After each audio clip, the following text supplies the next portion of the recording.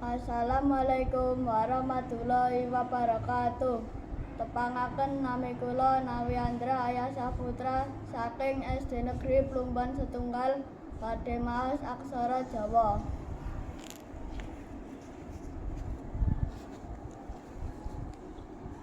Sriwedari salah sawijining papan kang rame ing wayah wengi, luwih malem Minggu.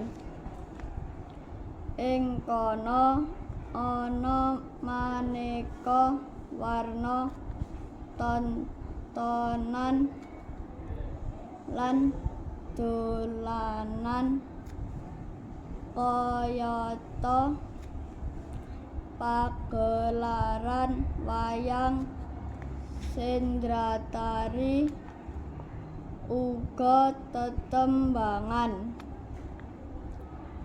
Bocah-bocah uga bisa numpak kemidi putar, ombak banyu, mobil senggol lan liya-liyane.